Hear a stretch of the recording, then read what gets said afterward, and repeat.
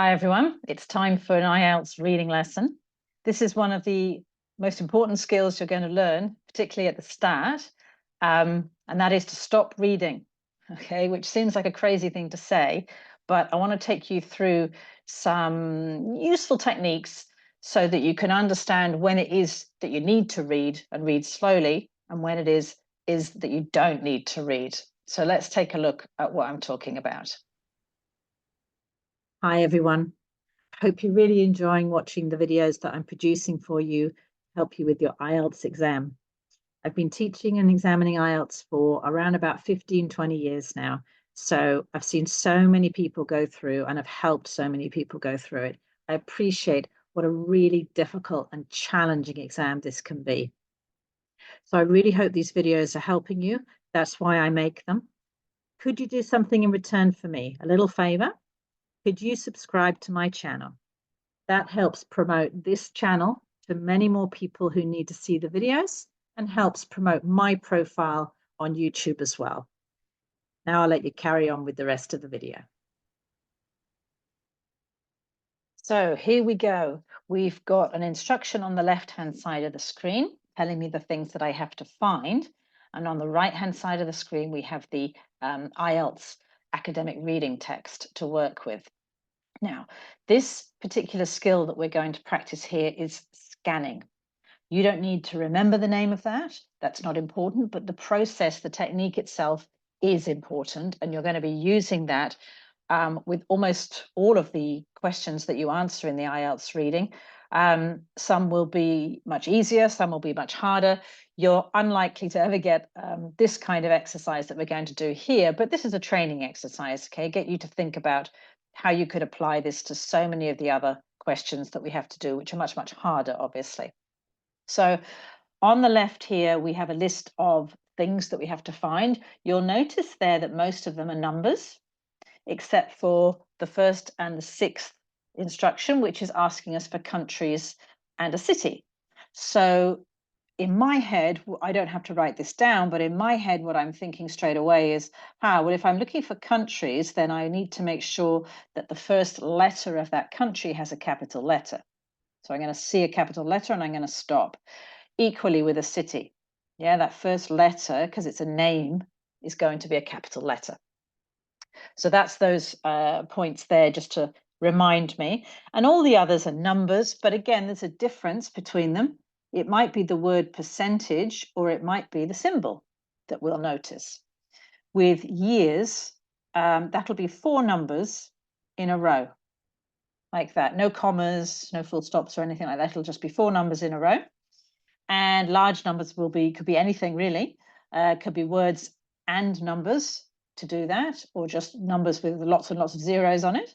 And then we've got distances. And again, we might have the full word kilometer, or we might have km, or we might have a full word meter, or we might have just m. So those are some of the things that you need to be thinking about when you're looking for this information.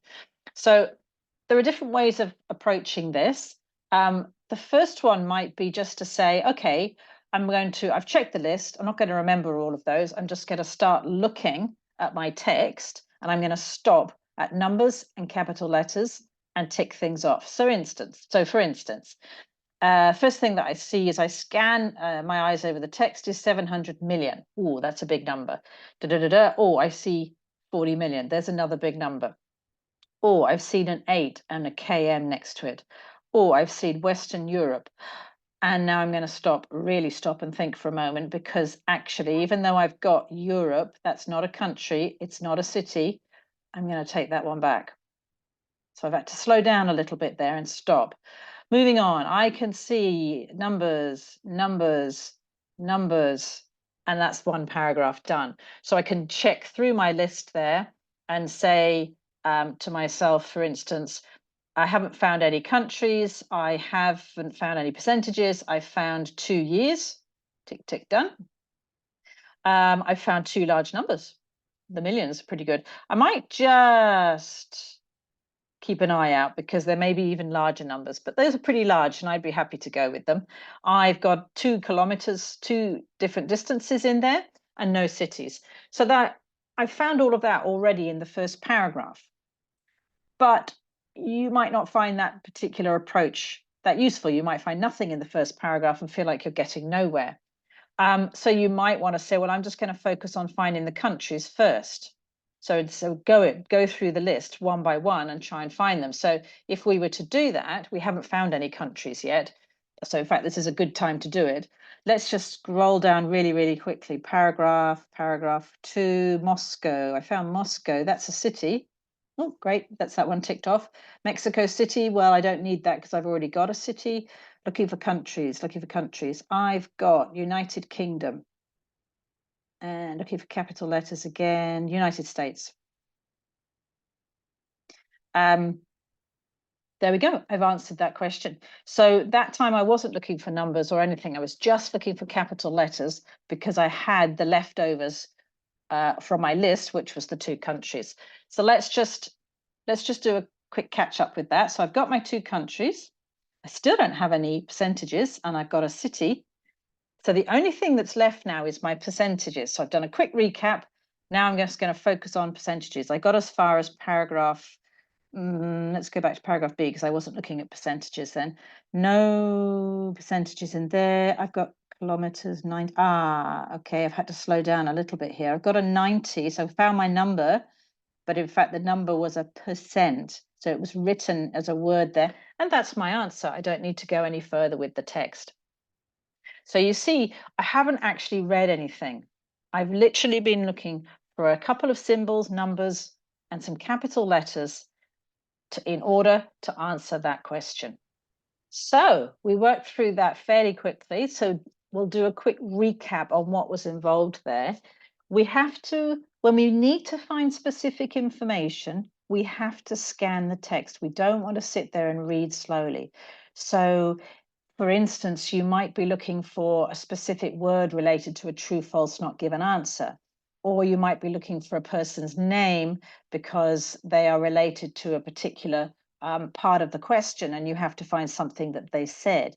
So this is when you're going to apply this technique, and you don't want to be reading the text and then finding that word or that name. You want to find that word or name very, very quickly, and then you can start to slow down and start reading and decide whether that is the right place in the text for you. And if it's not, you speed up again, you stop reading, you find the next piece of information or with using those clues, those capital letters, numbers, whatever it is you need, and then you slow down and you start reading.